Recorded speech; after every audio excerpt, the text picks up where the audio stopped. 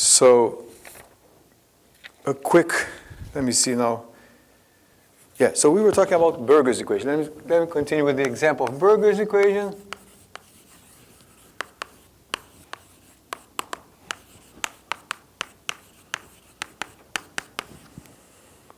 Yeah, now I'm using T, no big deal. The notes is T also. We know that the characteristics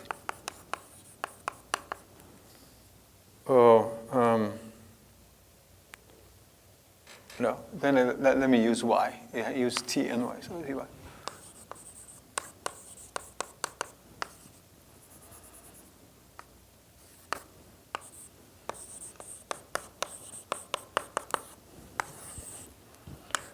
And that all, when we solve this, oops, data.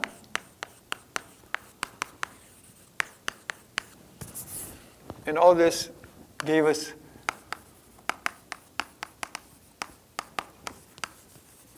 an implicit solution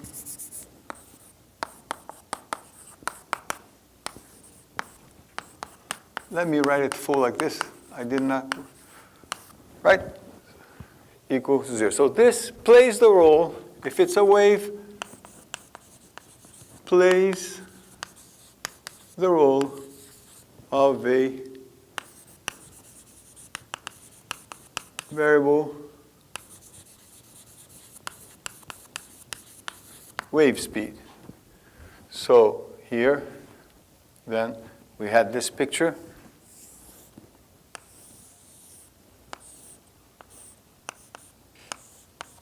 Like this, and this guy eventually will do this, right?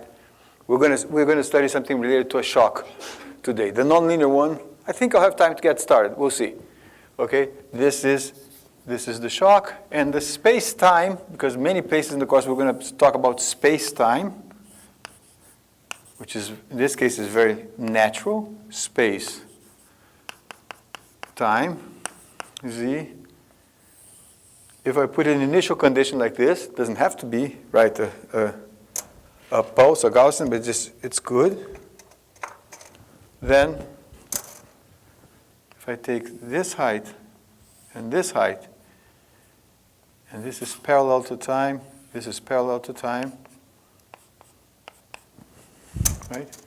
Here, this moves, let me exaggerate, faster than this one. And eventually, this is the first thing we're going to study today, the characteristics cross. And we're going to see in this, when it crosses, it basically forms a shock.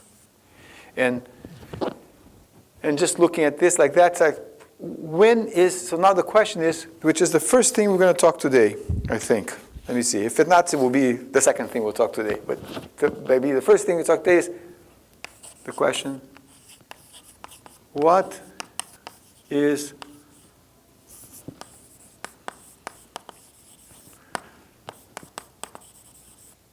the critical time? So critical time means, in this case, solution, one way of saying it, many ways, solution does not make sense as a, let me put it, it's not the best way to write things, but as a classical solution. So we have to go to maybe a weak solution. So expand our notion of solutions, right? Because the derivative here ceases to exist, right? Basically, as a caricature, because I don't really know exactly where is where, what is where. We're going to see it now, but basically it's like these 2 points here, or maybe even here.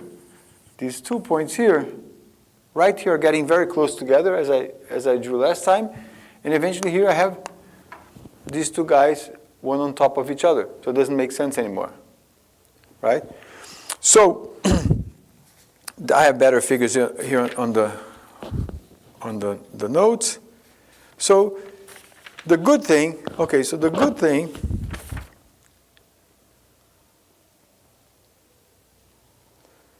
is that yeah, so let me mention just a few more things. but it's okay because I already mentioned last time. So this gives me an intuition. So see, this point approaching this point gives me an intuition that there is what we call, which is good, it's physical. We see this in the beach. The surfers like this. Wave steepening. It's getting steeper and steeper. So the derivative is increasing until the wave breaks. So it's called wave breaking. So wave breaking can be like this, and as I mentioned, it can be wave floods or pororoca, upriver tide waves. Do this, they break, but like we see they break and there's like foam here, but this is very difficult to model mathematically. It's different physics, right? Bubbles, so we ignore this, right? So a flood wave does the same thing. A flood wave, like if a barrier in a river, a dam breaks, right? You get this wave. Very, very important thing, right? In Brazil, we have this problem. Also, something we see in Brazil is called olho d'água, which is there's a sudden change in the river because it rained a lot. It's a flood wave because it rained a lot in a certain city. And just that day I was seeing a video. Like it's very calm, and suddenly in a few minutes, a very turbulent water comes down the river, right? And kills people sometimes camped around the river. So it's modeled okay like this. Not like burgers, but with a mechanism like burgers. So that's why burgers is also very important, because equations that to leading order looks like burgers. At some point I'll show you that. Okay? If you're more like into other aspects of wave breaking, for example, not, of course, surfers is a fun way to speak about it, but for many reasons, if you want to see this kind of wave breaking, you got to do a different, more sophisticated model, mathematical model.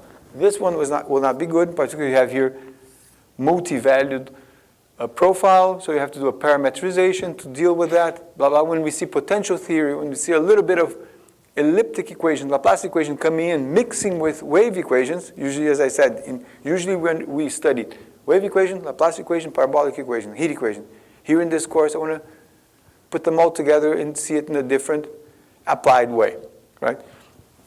But refreshing the standard things we need to know from wave equation, Laplace equation, and so on. And this type of wave is not just for surfing reasons, right? For whatever. If you have a structure here, whatever, be it an offshore structure, this is very important for the impact on structures, offshore structures, and so on, many other things, right? Environmental aspects. So we'll come to back to this later. So the fact, okay, so it's simple. Maybe I'll just sketch what's in the note. It's very simple to then now understand a little better this question. What is the critical time, in the sense that another way of saying solution, another technical way of saying solution loses regularity. This is, if it's a Gaussian, it's C infinity, has infinitely many derivatives. At a given specific finite time, it has 0 derivatives. So it lost all its derivatives. This is the typical question you see in Evan's book and the course here of functional analytic PDEs. It's like regularity questions. And you do estimates, and sometimes you see a function has, due to an exponent, blah, blah, for space 3.5 derivatives, which basically has to do with, right, things in Fourier space. And at some point I might mention just a little bit of that. It's not my specialty, and there's a course for that. So it might lose sometimes a PDE. The solution, the initial condition might lose a finite number of derivatives. That's what I wanted to mention here. Here it lost all the derivatives. But the good thing about this picture, intuitive picture of things getting together, is that then, okay, it looks like it's going to lose its derivative, so let's try to do a calculation. And it's simple. It's basically chain rule, calculus. A calculation with this. And ask ourselves, can I find the critical time for this solution to exist? In other words, can I find the time, the finite time, where this guy has no derivatives? Okay, so let's go over here. So we have this, right? So basically, with chain rule,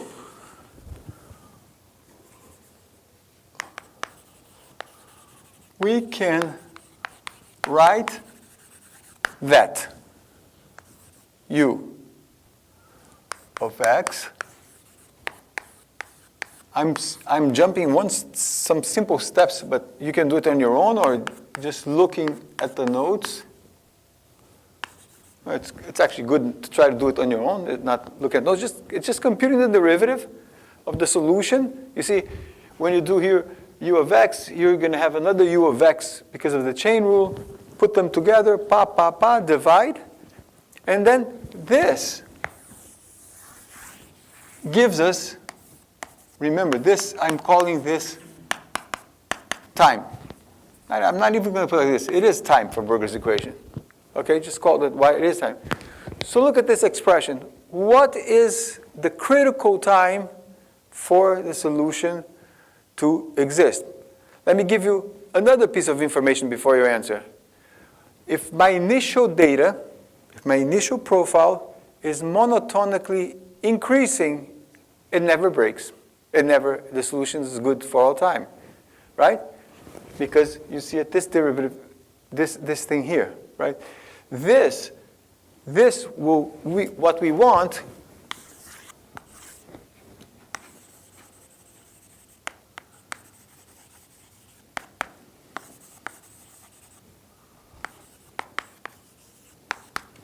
So what's the first time where the denominator is 0? Well, for this to be 0, you need the slope at some point to be negative. Because time is always positive, right? So critical time, we write like this.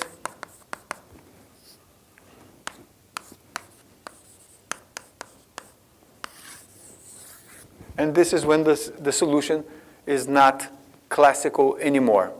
Still, it's very useful, right? So from the classical point of view, it's still very useful. I mean, it doesn't work anymore, but even there's numerical methods which are shock capturing methods to capture the shock properly. I will mention this far into the course. The course is not numerical, but I will mention a few numerical things which is good for our PD, theoretical intuition, and so on. So, right, we have to make sense of this, and we're gonna work now, do an exercise thinking that we actually have a shock.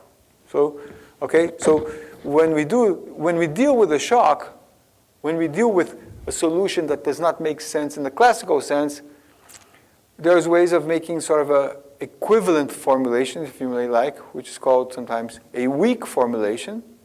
And it's weak in the sense that we're going to learn what a weak derivative is.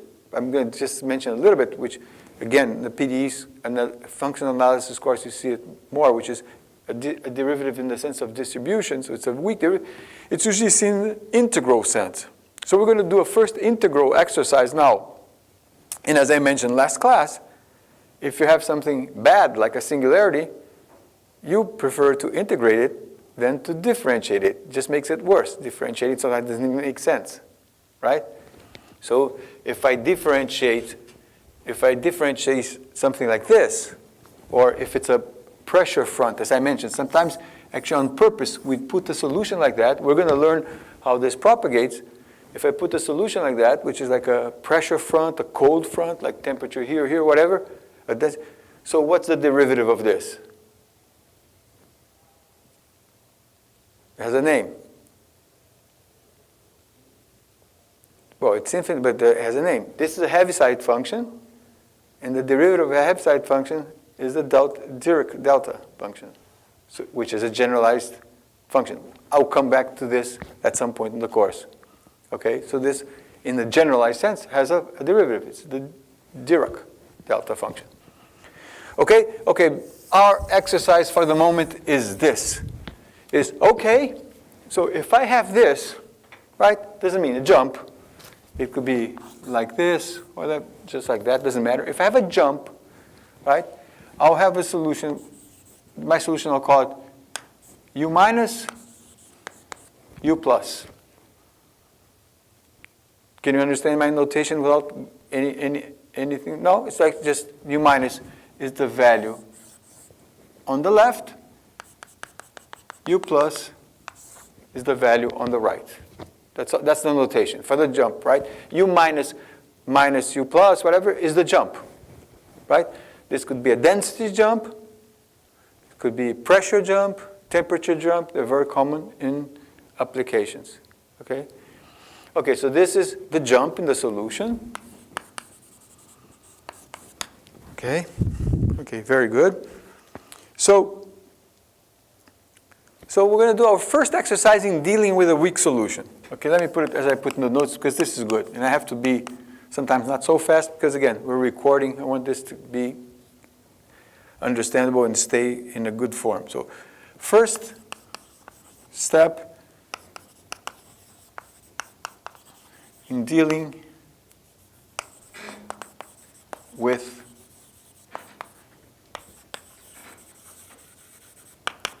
a weak solution. So you will see this. First, it's going to start a little abstract, right? A little out of the blue, so as we say in English, but it's actually good for Burger's equation, right? You can write Burger's equation in the strange way I'm going to write now. It's really not that strange. So suppose we have a PDE in divergence form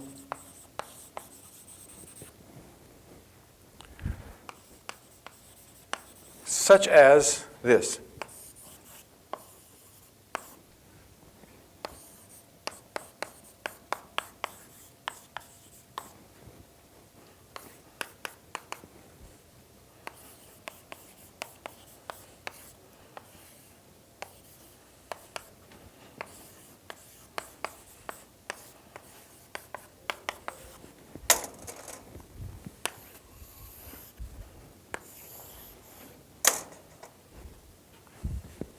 Okay, well note, let me maybe put it here, that this is the same as, that's why I don't go to another board.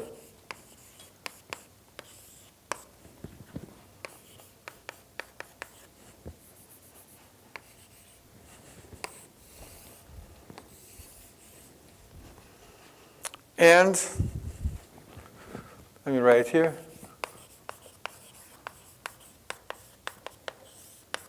We have Burger's if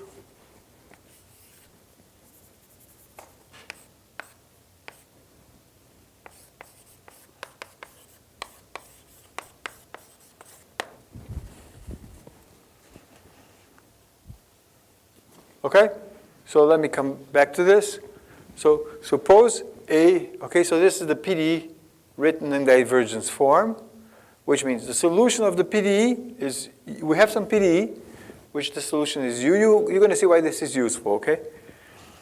So the solution of the PDE is U, right? This is just the divergence of two, say, functions of U, right? You will see, right, how this can be physical, whatever. Right now it's abstract. This is the same as writing. So if it's the divergence, it's ds dx dr dy. Here I just switched the order because y can play the role of time for Burger's. And then if I differentiate this, which is chain rule, if everything is fine, this is equal to this, which is equal to this, calculus, right? It's just dealing with some notational forms, right? Notational forms. Now, if S, right here there's no parentheses, multiplication. If S is equal to U R prime, I can cancel R prime. This is going to be du dt, du dr, u ux, Burger's. No big deal, just nothing deep. Just playing with notation for what we're about to see now, okay? Which right now just playing with notation, nothing deep, nothing magical, mysterious, just playing with notation. For a useful reason, okay? For a useful reason, as you will see now. Okay, good. So here we have an example of Burger's equation. Now, divergence, here's the important thing. divergence form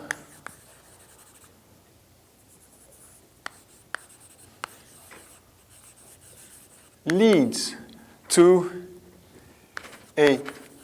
I'll call it a balance equation, or sometimes even depending, you see why the difference, or a conservation law. Okay, there's an area of PDEs which are called conservation laws. Dan Marquezing here at IMPA works in that flow and porous media, has a lot of things to do with conservation laws, you know, shocks and so on. So here's what we do. Look at this. Let me write it, and then let's see if you see where this comes from.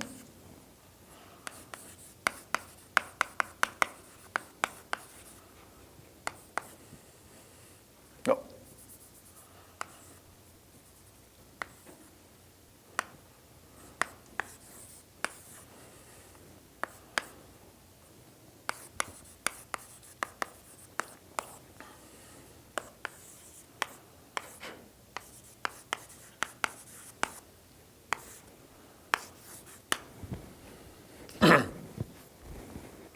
Look at this, okay?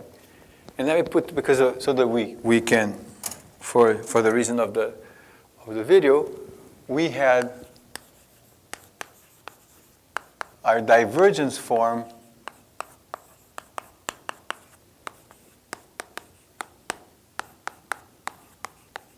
was this. Okay? So what did we do?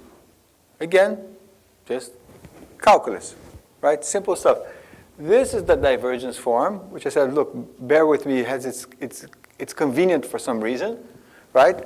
We see that this Burger's equation can be written like this, so there's a whole class of problems that can be written like this. But now if I integrate this in time, let's think of time, as I said, because it's convenient, okay? It doesn't have to be time, it's convenient. If I integrate the PD in time, I get this. No, I said it wrong. In space. Sorry, in space. My mistake. It's good to see, no problem, my mistakes. Let me put it here. I made a mistake. Let me make sure.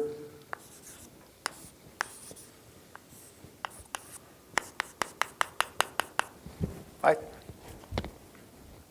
I'm integrating this PD in space. And actually, why am I integrating space? I was going to say complete the time. Then I said, because I have a jump in space, and jumps is better to integrate than to differentiate, right? So let's integrate this guy in space in the interval AB, right? And as I'm going to sort of explain the mathematics, I'm going to start adding some application words, which is good for the intuition, for the mind. So if I integrate this in the interval AB, right? Things are kind of okay. I put here the derivative in time outside, right? I'm going to integrate this guy, right? I have nothing weird in time, so I can exchange this whatever in time. And this guy, since it was in a derivative in space, I basically evaluate it at the endpoints, A, B. Okay? Now look at the name. The name, usually we say conservation law. But maybe it's the first time you've seen this, it's more appropriate basically to start saying a balance law. Because why? Because look, this sometimes we call it a total mass. Let me put it here like this, of something.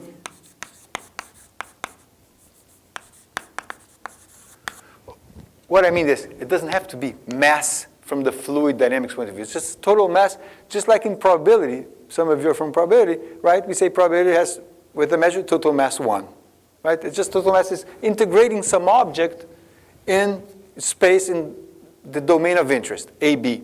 Could be actually the whole line if you want, right? If you start making AB go to infinity. So this is the total mass. Now, let me read this. This was just integration. Now let me read this in words, in colloquial fashion. This tells me that this quantity, right now I don't have any application for it, could actually be mass in some problems, like mass of a fluid, whatever. But the total mass, because it's total quantity, this is the variation in time of the total mass. Right? The total mass can vary in time if there is a flux through the boundaries. So these are kind of flux terms. So if S of U, for some reason, is a compact support, it's a conservation law. Do you agree? Because basically there's no flux at the endpoints. So this mass is conserved in time. It's a conservation law. If this equal sign has things on both sides, it's a balance equation, right? The variation of this guy is due to what's coming in or out of the extremes. I don't know if it's coming in and out, right? It's in a generic form, so I don't know if it's coming in or out. That's why it's called a balance equation. What comes in must go out, whatever, to balance this. Okay? So this is an appropriate equation. This is like an integral version of our divergence equation, and this is an appropriate way to look at singularities, to look at jumps. And with this equation, I'm able to compute the speed of the jump. So if I have a jump here,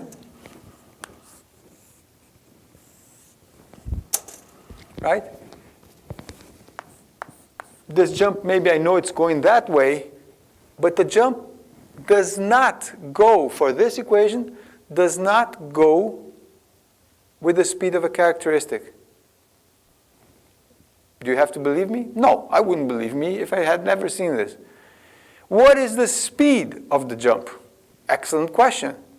Because if I have a flood wave, right, I need to know what is the time that this guy propagates to alert people on the side. And it's not the characteristic speed. It's not the speed of any regular wave. It's a different speed of this jump. Okay? And actually, we're going to see later on, or I'll mention to you, and you verify, I'll show it to you that actually Berger's equation can be written in more than one way. And that does not matter if the solution is classical. But it does matter if there is a jump, if there is a shock. And therefore, I say, well, then how do I write Berger's equation in the integral form? Well, you better use a physical principle, the correct physical principle, to write it correctly. The way I'm saying it here, it's mysterious, but just to prepare, like keep your appetite to see what's coming next, okay? So let's go. So now I'm not going to do maybe all the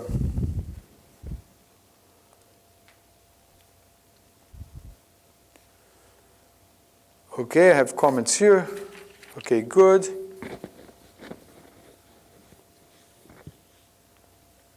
Okay, the question. Okay, so here's what the calculation we're going to do now. Very important calculation.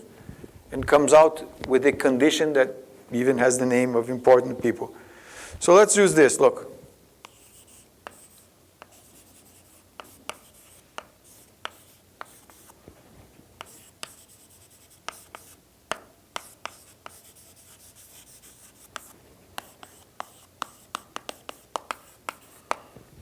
So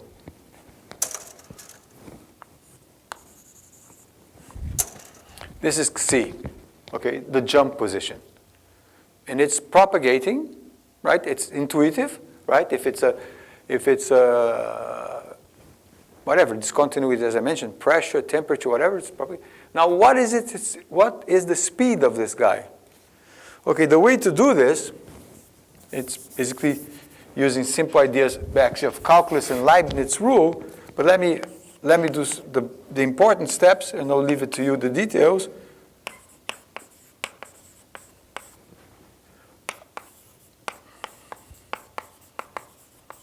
I write this like this.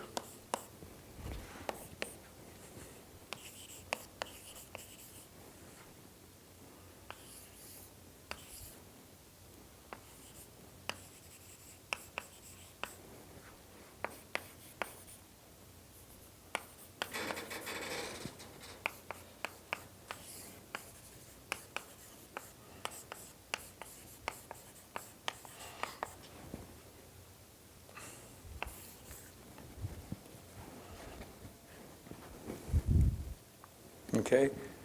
I should have written that over there to use more space. Doesn't matter. So this is the convenient thing. I can break my integral at the point where the discontinuity is, but this guy to the left and to the right is fine, right? As it approaches from the left to left and right, it is fine.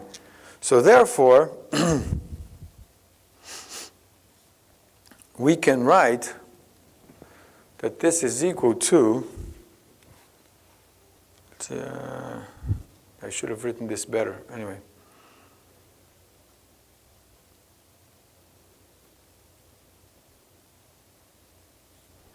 Let me try to get a free ride here. Let me write this again, because I want to stay in the same blackboard. It's better for you.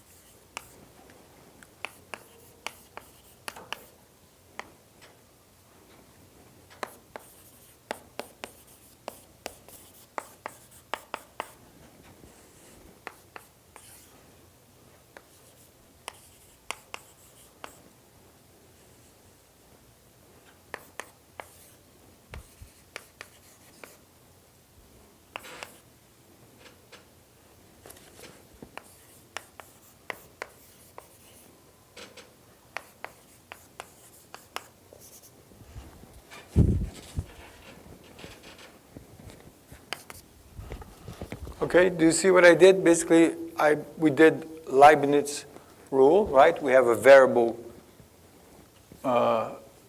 limits of integration, so that will give me these guys. Then I put the derivative inside, and so on. And then I'm going to skip two lines which are easy for you to follow, even if you didn't look at the notes. But if you go through the notes, we end up getting that.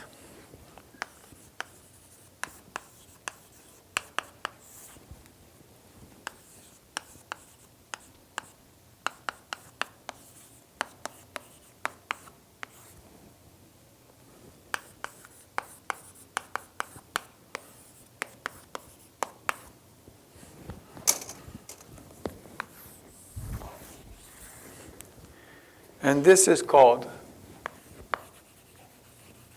the shock condition, or also the Hankin-Hugoniot condition.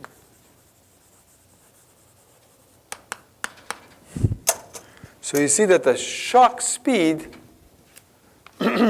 has to do with these right and left states of the divergence form.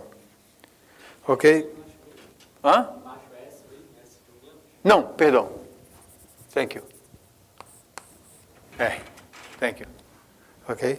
And check. Look at this, check.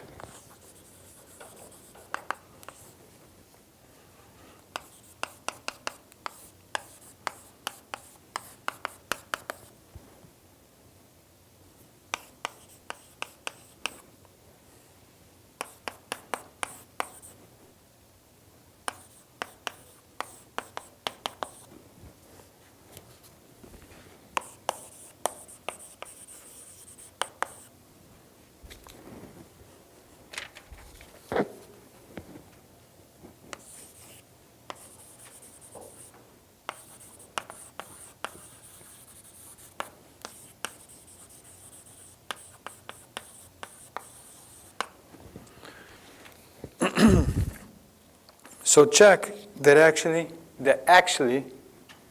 these two things are Burger's equation, right? It's just that multiply Burger's equation here by u, blah, blah, blah. It's the same thing, right? You can cancel here, go there. And it's the same, has no big deal writing like this or writing like that if you have a classical solution. But then do it yourself, and you're going to see that if you compute this, because the R and the S are different, if you compute this shock speed for this and for that, the shock speed is different. So one has to be careful when you're dealing with weak solutions.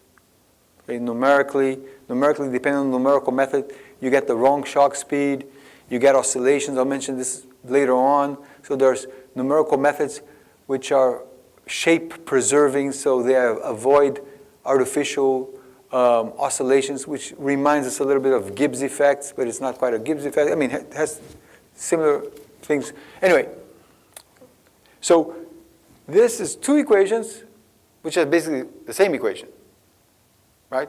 Just multiply if it's classical. If it's not classical, compute this, and this one, the shock speed is the average of the right and left speed. So u plus u minus over 2. This one is different. I don't have it here anyway. It's easy to compute. Okay. And and something that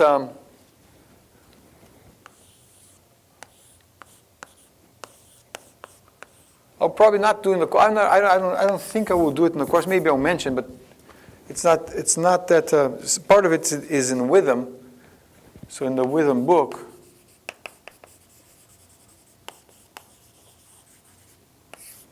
is that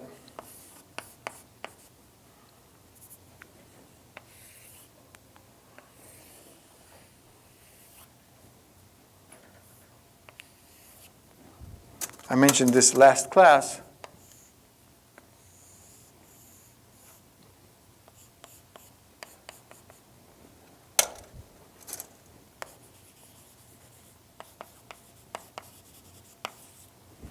There's a mass balance.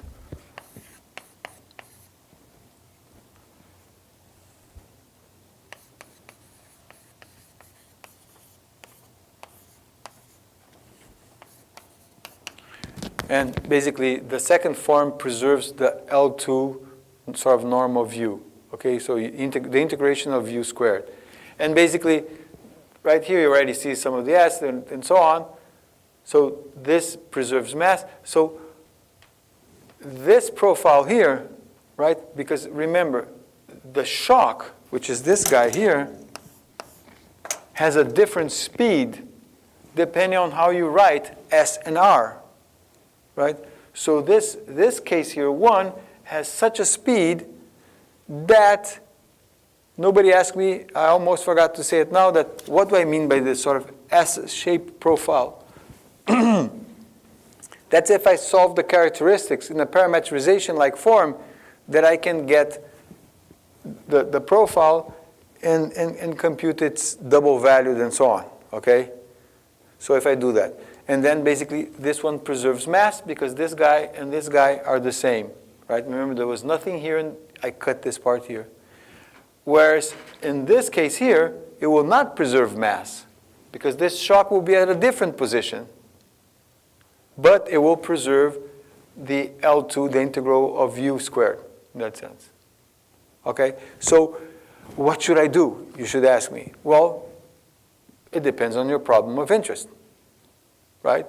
And therefore, if you have a physical law behind you, and this is a course about PDEs and applications, if you have a physical law behind you, oh, it's a gas, it's this and that, it's mass that I need to preserve, it's the usual Burger's equation. Oh, if it's something else, then it's got to use another conservation law, right? Meaning, another conservation law means another balance law, this one, with a proper R and the proper S. Okay? But I won't say much more than this. It's usually going to be the usual Burger's equation that we're going to see through the course and things that looks like Burger's equation and so on. But this is important to know, to be alert.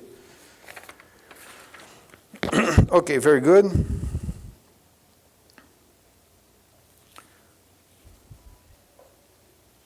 Okay, maybe I should go over there and write some things, which is good for us to have in mind.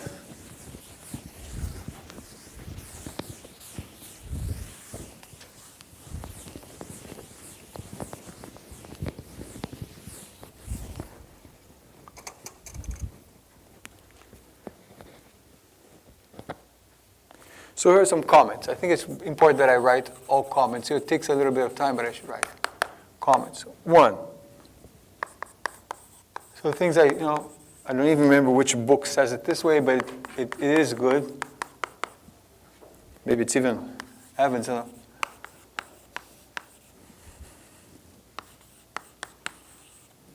So to solve a PDE, it can be subtle, right? In the sense that, oh, I can't solve it. No, you can't solve it.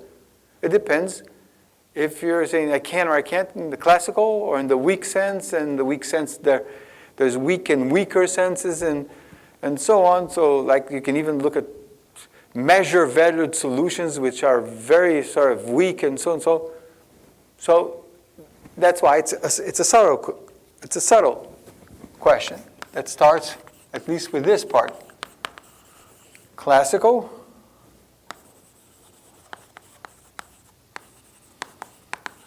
Or a weak solution, and then you go in what sense, in what space, and blah blah blah, and you can make it weaker. Okay, and for what reason? Or just for technical reasons to see how far the math goes. Fine, but it might not be physical. If it's physical, maybe there's so all interesting math questions.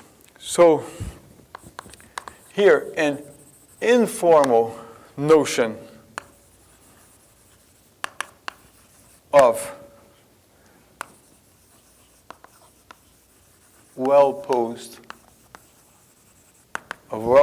problem is that we want some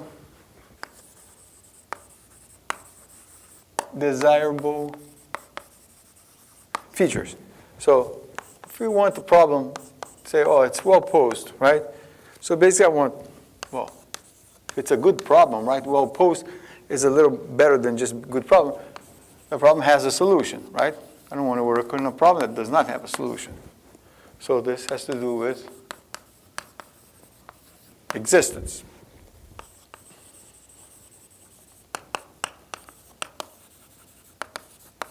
Solution is unique. Not always we have a unique solution, particularly with weak solutions. So sometimes you have to know how to choose which is the relevant solution of the few possibilities, okay?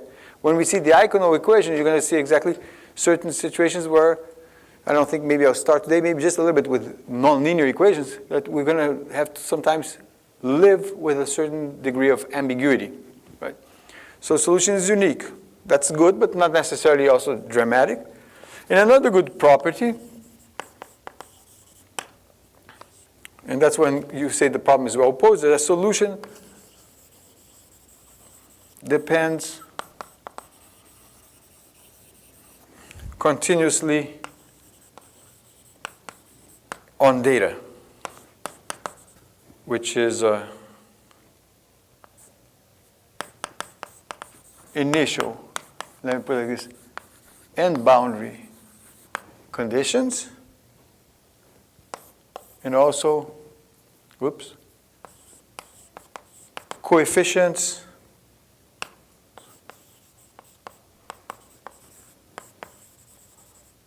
forcing terms, etc. That's the data, right? So if I'm forcing my equation and I change a little bit the forcing, does it change much or not? Right? There's a very simple problem, say in that sense of the forcing, that we see in linear algebra that not always, I think, every course shows it. It definitely shows in numerical courses, which is if you solve this, or if you solve that, right?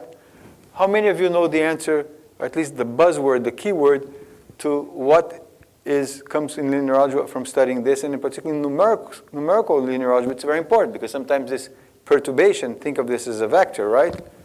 If I want to be proper, I'm thinking as an epsilon vector. How does this x, the solution, change when I perturb B a little bit? It depends, of course, on our matrix A. In this case, it will depend on the operator. And what is the key word here for the matrix A?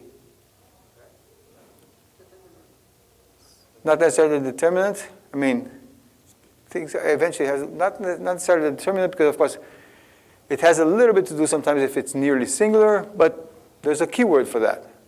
Let's see who knows. Condicionamento, which doesn't even have to be conditioning, which doesn't even have to be numerical. It's the numerical, the condition number, which has to do with the norm of A and A inverse.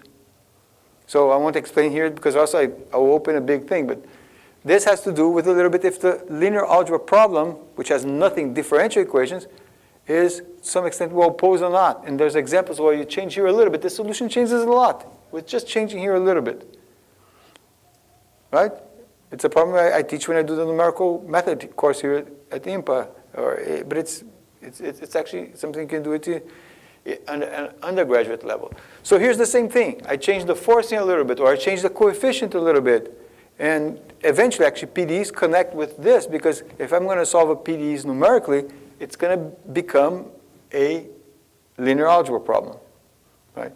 So all these things connect. So here, we want the solution to depend continuously on data, which means I change my Cauchy data a little bit, or I change a coefficient a little bit, or I change a forcing a little bit. I have some control on how the solution changes. Sometimes it might even change more than just an epsilon, but I have control. So basically, if I have control, if I make my perturbation smaller and smaller and smaller, one solution converges to the other, right? So that's the continuous dependence, the notion of continuous dependence. So this is sometimes very difficult to prove. And this is a lot what the analysis people usually do. Here at IMPA, if you do the course PDE's linear theory, a lot of this will be this: existence, uniqueness, and continuous dependence using functional analytic tools, right? We will not see this here. And of course, we'll do something more constructive, but it's a very important notion, okay? So another aspect we want to think about is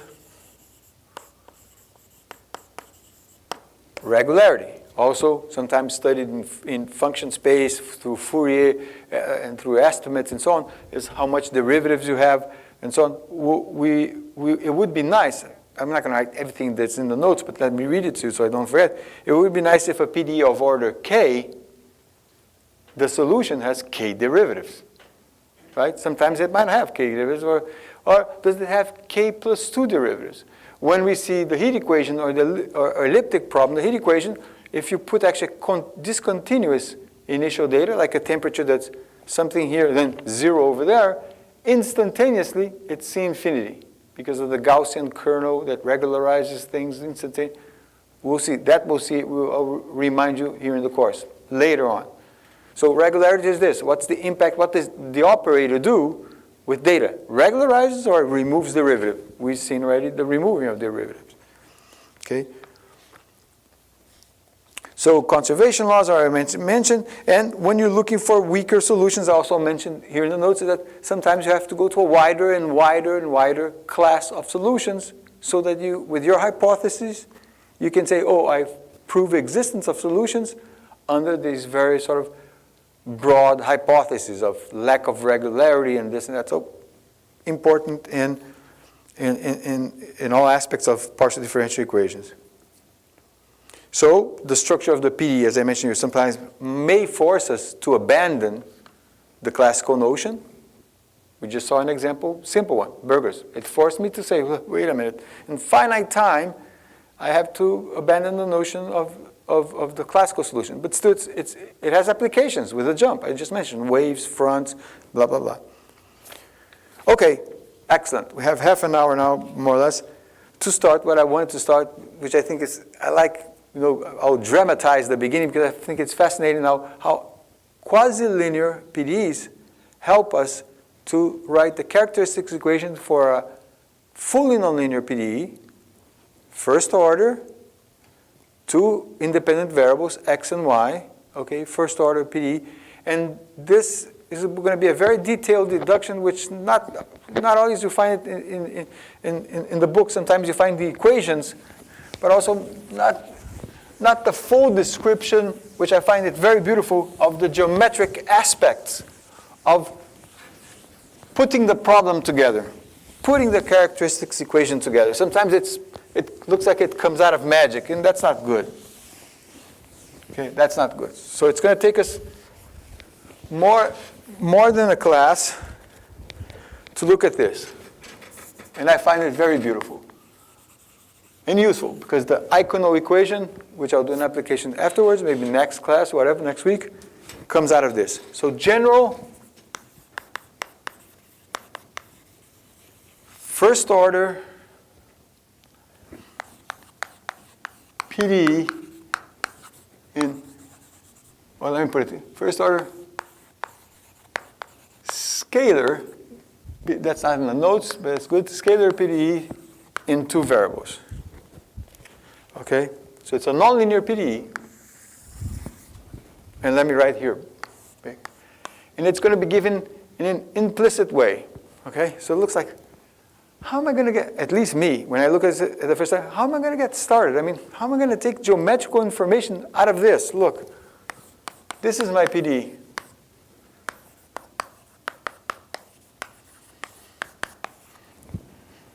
Okay, we could have written our quasi-linear PDE in this form.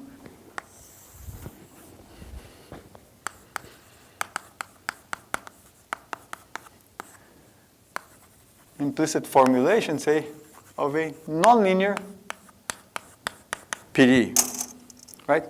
Nonlinear because, right? Nonlinear because I'm not asking you that it be linear on these two guys anymore. That's the quasi-linear one. Okay? So, so what I like about this is that actually we're going to deduce. This is our goal for the next today, and I mean today I'm just going to be started, but and actually maybe the entire next week, 2 classes. Let's see. To understand, right? Deduce and understand, but deduce characteristic equations, right? It's geometrical aspects, which basically here it's called, I think, the characteristic equations for this case are called Sharp-Pitts equation. I actually didn't know it was called Sharp-Pitts equation, I confess, until some years ago. I learned it as just characteristic equation sometimes for the nonlinear equation. Okay? So, F is C2, right? So we can differentiate this object. It's an implicit definition of a PDE, right? The guy I want to find is this guy, the solution of the PDE, okay? Now, I like this a lot because what we saw, as we were talking at the beginning of the class, integral surface, I'm going to do the same drawings, okay? Integral surface, characteristics, bling, bling, bling, all it's going to come back. But if I just leave you here and go home and say, get geometrical information out of this guy. If I were in your seat, I would say, well, I'm going to go home too. Okay? It's like, how do I get started?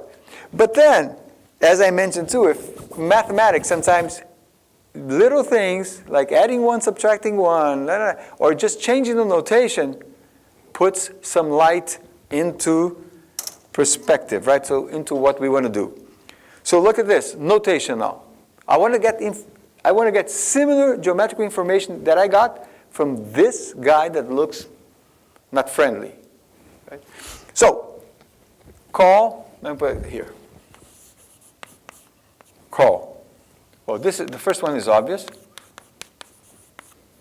Okay. P.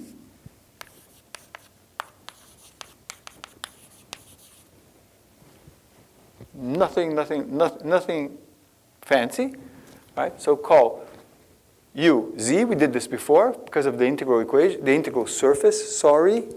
P, I'm going to call U of X. And Q, I'm going to call U of Y, the derivative, right? Now you're okay. Sometimes I make the Y big, whatever, but you know it's a partial derivative. Okay, so to save the blackboard, let me erase this here and put this here.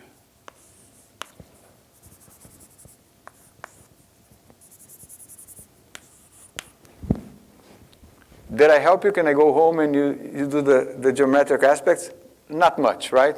Not yet, but I guarantee you I helped you. I guarantee you I helped. There's a geometrical aspect starting to look at me, which is this.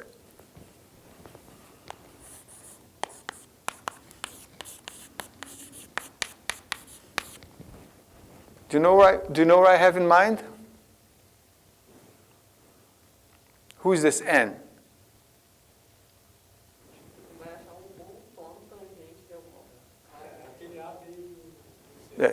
No, it's not. I have to speak in. No, it's not. So this N is the normal to that guy. So this N, let me put the picture here. So see, but it's okay. I'm starting to make your head go in the right direction, okay? So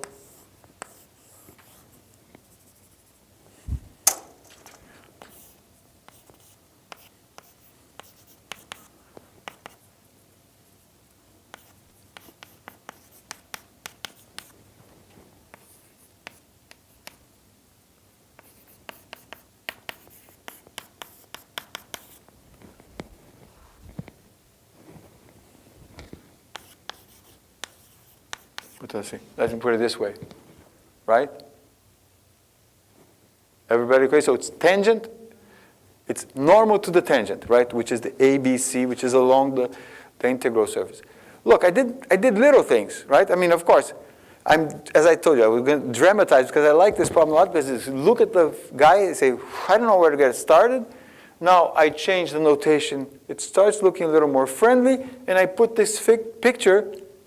It's super friendly, because let me now rephrase.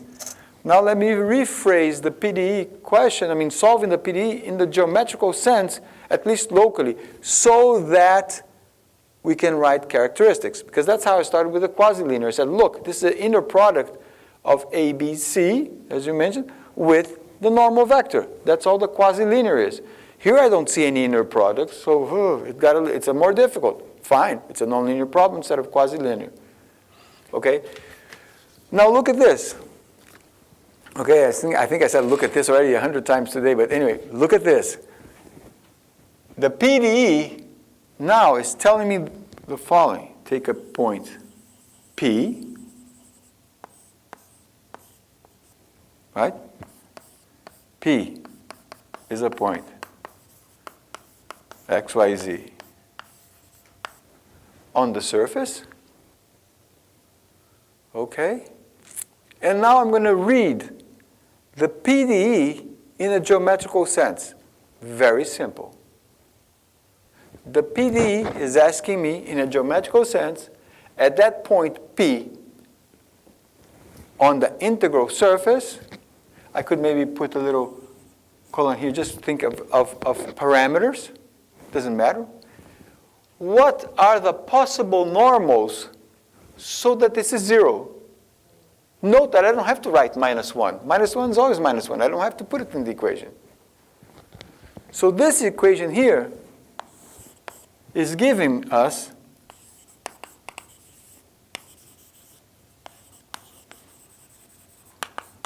a family of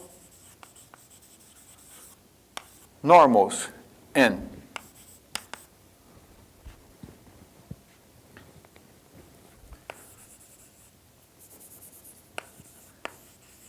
As candidates to the proper, which I don't know if that is integral surface.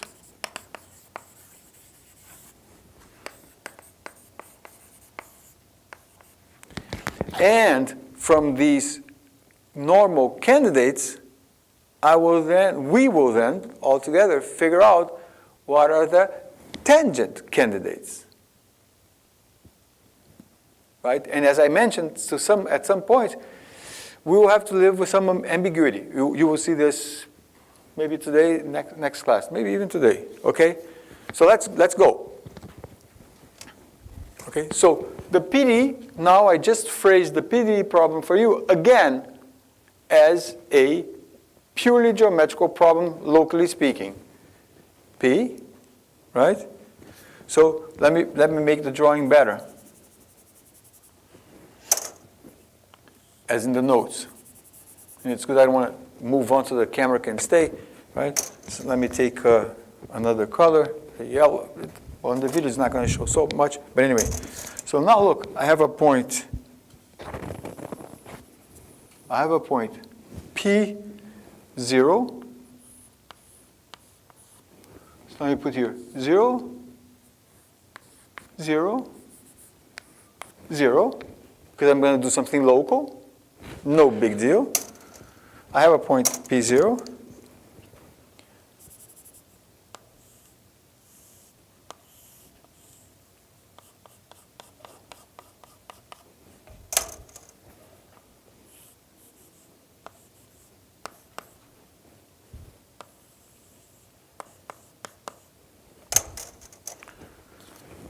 So I'm just saying over and over the same thing with different words now, geometrical things. Now, this tells me, the PD tells me that at the point P0 on the integral surface, I can associate to that point P0, now using the word tangent, a tangent plane to the surface.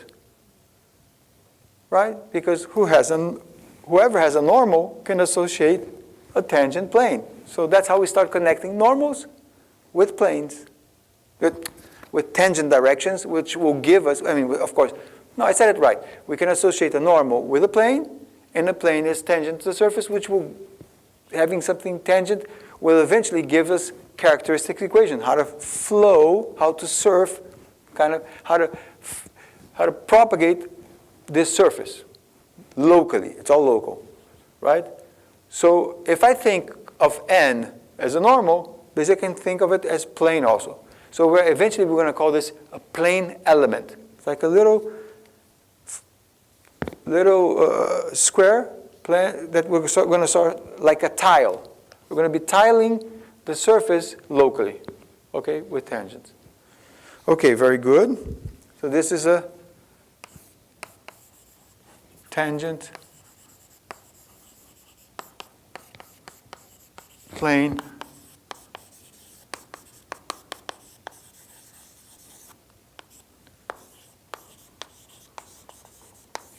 to the integral surface. Okay, so this plane, I can write like this.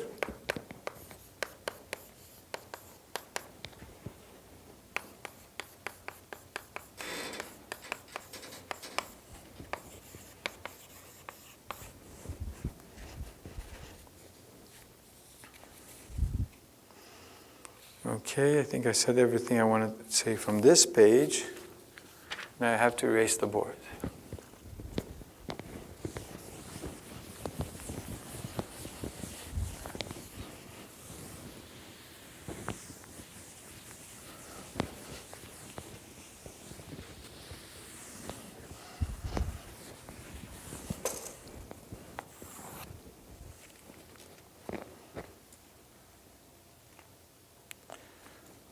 So now, let me actually write here. I can do this.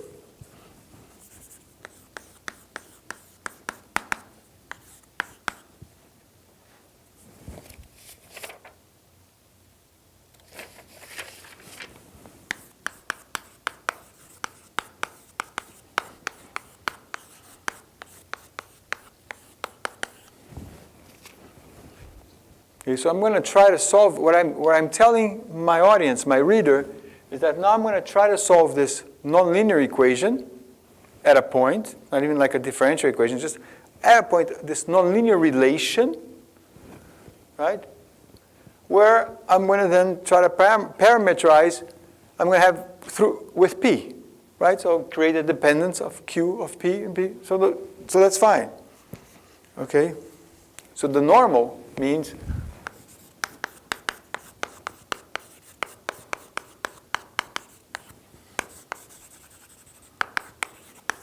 This is my family of normals that I mentioned there before. Okay? And what does that do? Look, let me draw this picture and see if the picture speaks for itself.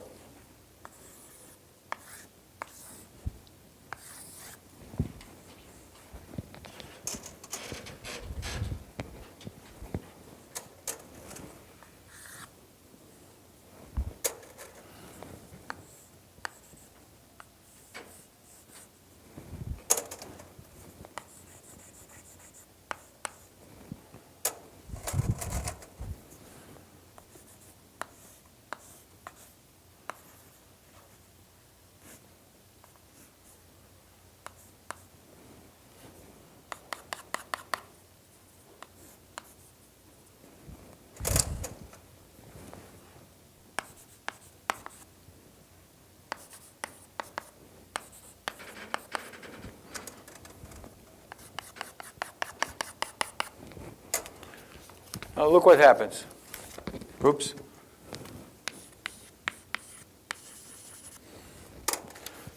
This is the point that should be on my integral surface.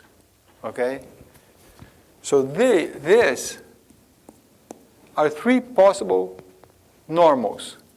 Right? If I have a normal, I have a plane. Okay?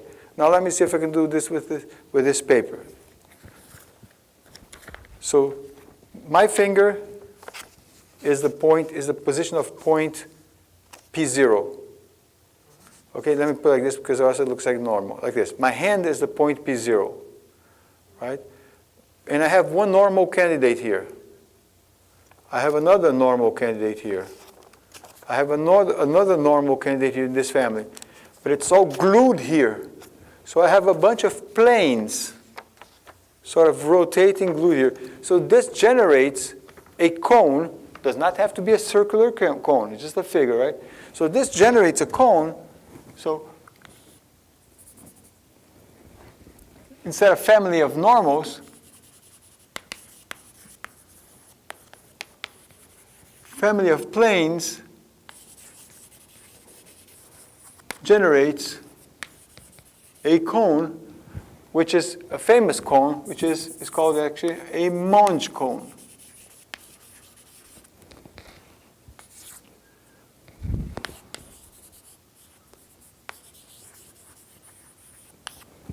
Which is an envelope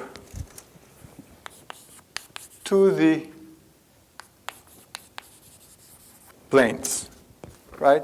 So it's like, right, a plane is like a little tile glued here. So here's a plane, here's another plane, here's another plane, here's another plane, here's another plane, all glued, fixed here, right? And what touches tangent to all planes, which is the envelope, is this smooth cone. Okay? So this is the Monge cone, which is an important element. So in other words,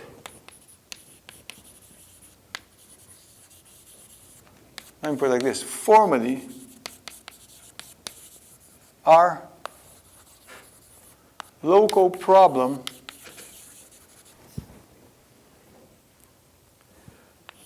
deals, let me put this way, with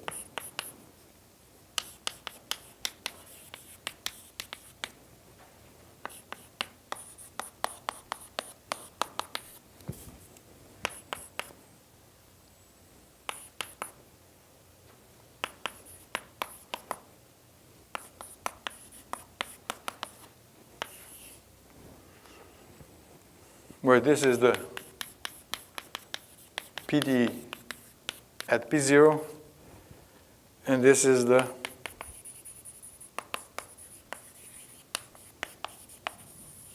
family of planes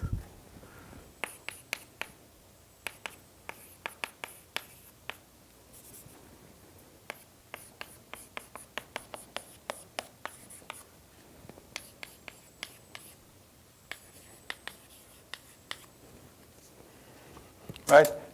And from this condition here, from this equation here, right, from h and so on, I can take the derivative and so on and get the condition, let me write here, condition for the envelope. Whoops.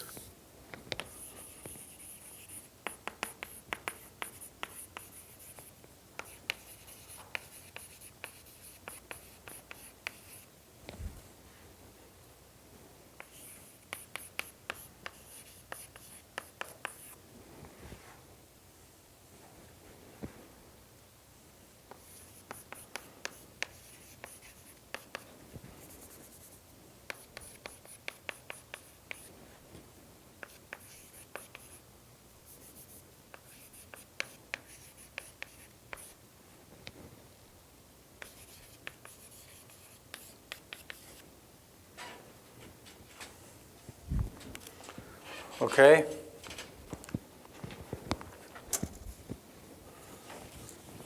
Let me start doing an example here. So I think it would be a good point to stop with an example without initial conditions or Cauchy conditions, just looking at the PD. Okay. So basically, geometrically speaking, here it's written now in a mathematical framework, what I said in words. Locally, right, so this is all locally.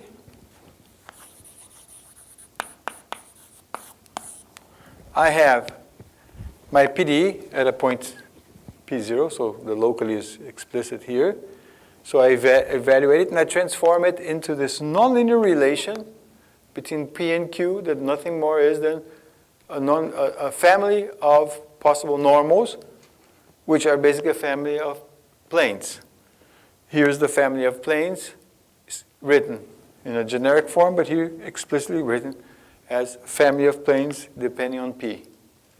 This is the condition for the envelope and the parameter P, and we will know at a single spot, we will know what is our cone, our Monge cone, or in other words, our possible normals, or in other words, our possible tangent planes to the integral surface with all its ambiguity, or even if it's impossible. Sometimes we might have a condition here that's it's just impossible. No, I cannot form a cone at that point. Okay? You will see later on, it will take a little while, to see actually what we'll call time-like and space-like cones, which is a little bit that's why I want to mention. It's a little bit along the lines as our first discussion here, which is a time-like cone or a space-like cone is when the Cauchy curve gets inside the cone. So when it gets inside the cone, it's like, oops, I have to guess the data. So it's evolving in the proper way. You don't have reason to understand, but all I want you to understand is that it's a generalization of just the discussion we had about data along a characteristic curve, right? So that would be in a more general sense when we look at cones. So let me see how far I go, because I want to stop in the way that I'll pick up today's Wednesday, and then there's a lot of days until Monday. Pick up in the way that probably I'll come back to this, even if I finish, 5 minutes ahead, whatever. So here's the exercise that we can do or start doing. Here's the PD.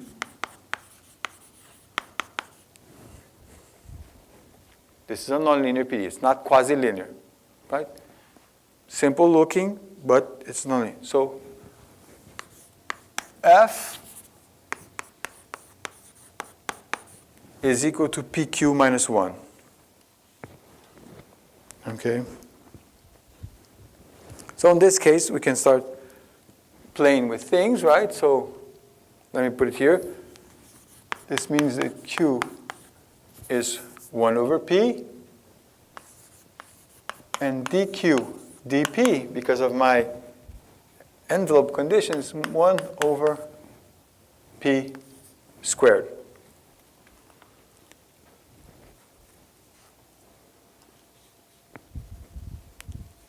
Okay. Yeah, we'll do the whole thing. I mean, I'll sketch the whole thing today because then you get the notes in your exercise, right? You do the details to yourself.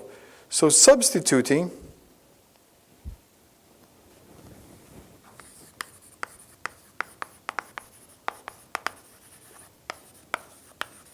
above, meaning the previous blackboard,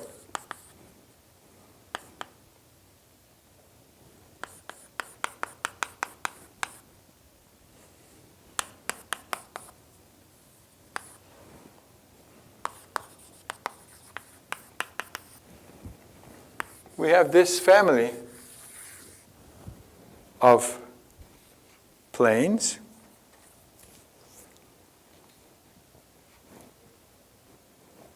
Okay?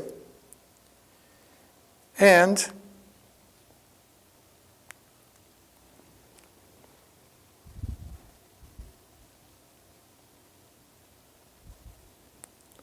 solving from above, I'm skipping some points. I'll skip it on purpose so it forces you to go through the details as a little exercise that you, of course, we get.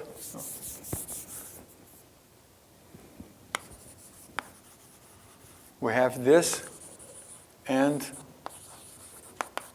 get that.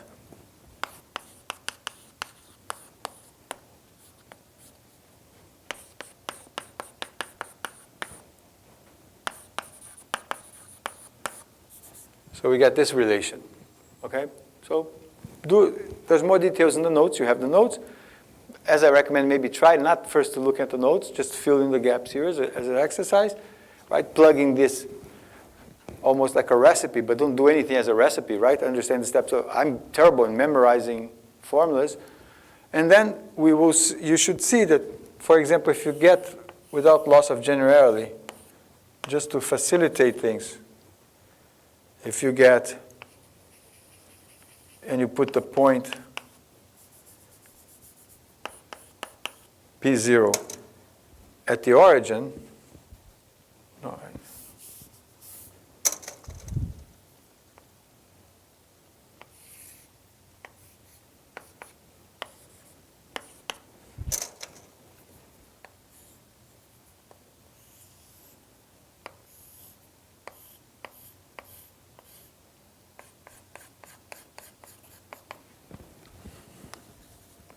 my drawing on the notes a little bit better, but I think you understand what I mean, is that do the steps, okay, do the details. I've skipped some of the, do it on your own, so there's some more parts here.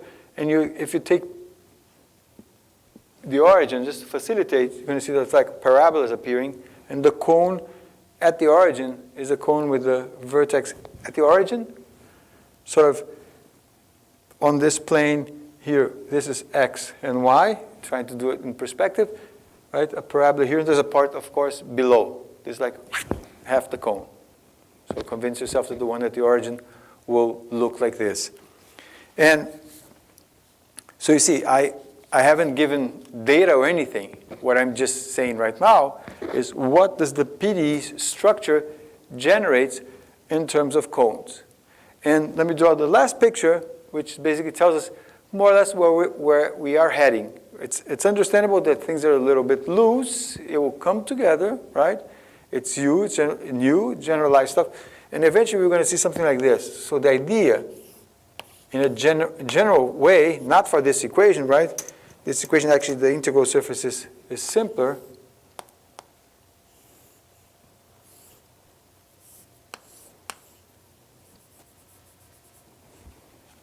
So what the cones, right now, I'm just did what is one cone. I'm repeating myself just to make things a little more clear, but I know at least when I learned this the first time it took a while to everything fit together. And then it's good. When you see the end of the story, then it's good to come back and see these pieces that in the beginning looks kind of loose, right? But there's no other way to do things, right? It's just a little bit. My son, when he gets a box of Lego, he opens it. If there's no manual, you look at a bunch of pieces and say, what do I do? So here,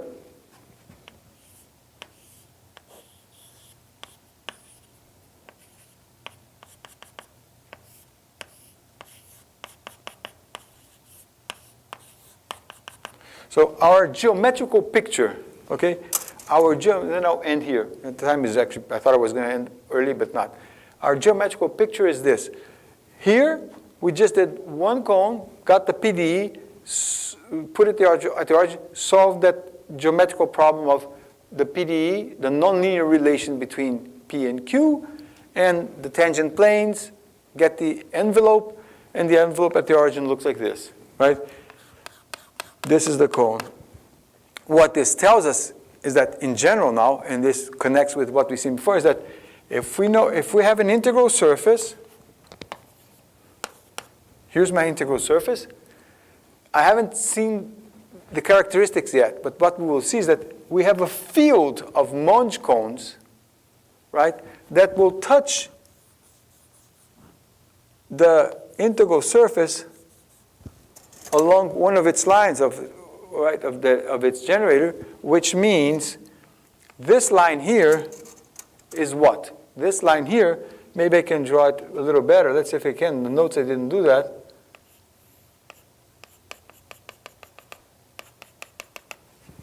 Is the tangent plane. Can you see this is a tangent plane? This is the line of the tangent plane, of this tangent plane that's rotating, that forms the cone, but this is where the tangent plane is sort of not fully touching, right? But it's just, there's a point where it's tangent to the integral surface.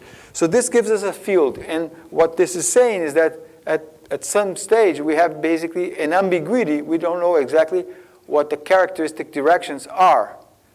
And what you'll see in the next class is that the characteristic equations will need more information, which is not only the curve, but how the normal propagates, which is equivalent to how does the plane propagate. So the picture we have right now is just this. A surface with a bunch of cones that are sort of tangent to the surface if we're able to resolve the ambiguity that comes out of this, right? Which is the ambiguity of which is really the normal, which is really if you have a normal, you have a tangent plane, right? A normal is the same thing as a plane. You deal with whatever object is more convenient, the normal or the tangent plane. So that's the geometrical picture. And look, right? It's good we stopped at a good point. Look, we started with this question.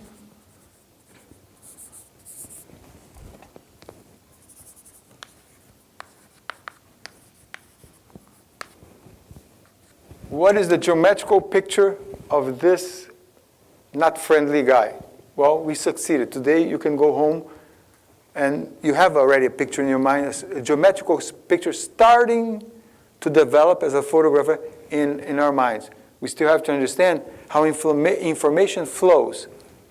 What does it mean information to flow? The characteristics. And it's not going to be 3 characteristics now. We're going to need 5 characteristics. Because we're going to need to see how P and Q evolve, which in a better way it says, how does the normal evolve over this orbit, over this curve? It can do this, it can do that, right? So cool, right? It's very geometrical, but starting from that, it's like, what do I do? So what we can do is, I'll go for lunch and maybe end this class and come back next week. Obrigado. Bem, se tiver